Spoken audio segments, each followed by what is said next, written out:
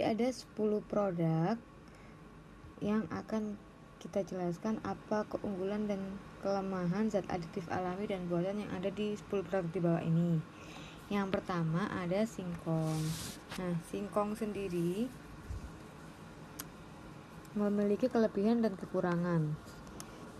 Jadi yang pertama ada singkong.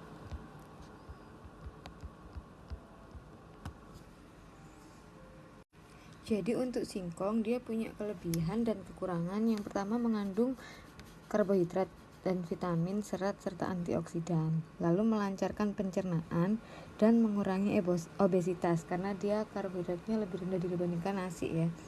Lalu yang kekurangannya dia mengandung sianida jika pengolahannya tidak tepat dan dia bisa menyebabkan alergi.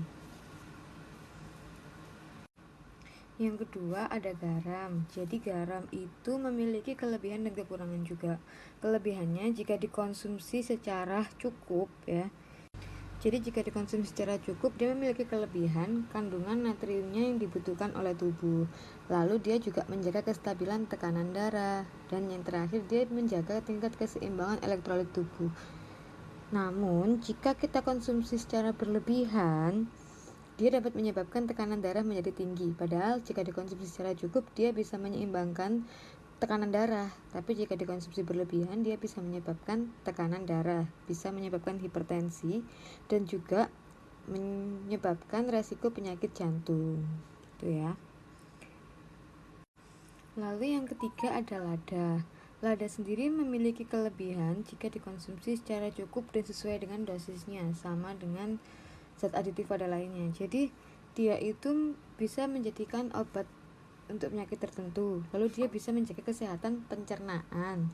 Dia juga bisa mengurangi sakit kepala. Namun dia juga memiliki kekurangan jika dikonsumsi dalam dosis yang berlebih. Jadi dia bisa menyebabkan perih pada perut, lalu iritasi pada tenggorokan, panas gitu kan, jika dikonsumsi secara berlebih. Untuk bawang putih dia memiliki kelebihan dan kekurangan juga. Jadi kelebihannya meningkatkan imun, dia juga bisa anti peradangan dan meningkatkan kesehatan jantung. Sedangkan kekurangannya dia bisa menyebabkan kembung dan sakit perut serta bau mulut jika dikonsumsi secara berlebihan.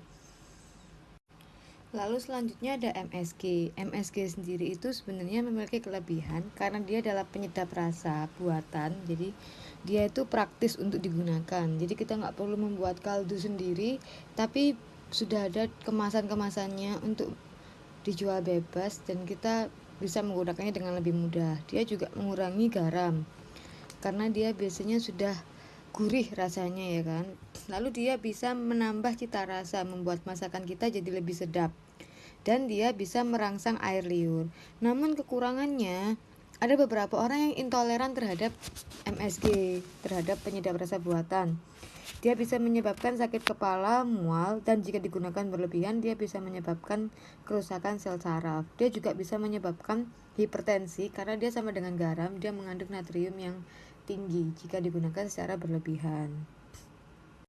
Yang keenam ada riboflavin. Jadi kelebihannya dia praktis untuk penggunaannya. Jadi kelebihan zat aditif buatan itu selalu dia praktis dalam penggunaannya karena sudah diproduksi oleh pabrik biasanya kan.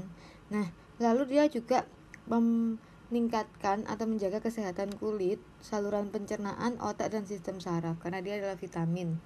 Lalu dia membantu pembentukan sel darah merah.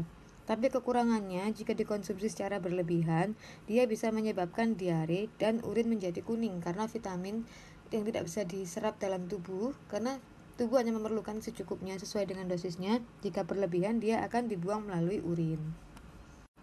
Yang ketujuh ada tartazin. Jadi dia tuh kelebihan zat aditif buatan itu selalu dia pasti praktis dan murah ya kan. Jadi dia dapat digunakan dengan mudah. Lalu variasinya itu banyak dan dia itu tahan lama jika kita simpan di rumah. Lalu kekurangannya dia bisa menyebabkan alergi jika intoleran terhadap zat tartazin. Dan dia bisa menyebabkan hiperaktif pada anak jika digunakan secara berlebihan atau melebihi batas dosis yang dapat digunakan oleh anak-anak. Lalu dia bisa menyebabkan resiko kanker jika dikonsumsi secara berlebihan. Yang kedelapan ada sulfit. Jadi sulfit itu dapat menjadi bahan pengawet, dia bisa menyerap oksigen pada makanan, dia bisa bersifat antimikroba juga pada makanan. Kekurangannya, dia bisa menyebabkan alergi jika dia intoleran terhadap zat sulfit. Dia bisa menjadi ruam, gatal, sakit perut, dan dia bisa menjadi resiko penyakit kanker jika dikonsumsi secara berlebihan. Lalu untuk TBHQ sendiri, dia memiliki kelebihan, dia sebagai antioksidan sintetik. Dia juga menghambat penuaan dini. Dia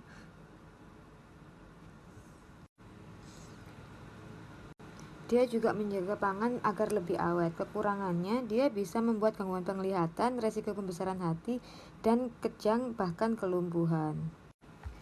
Yang terakhir ada bubuk keju. Jadi kelebihannya kayak magnesium, vitamin, kalsium.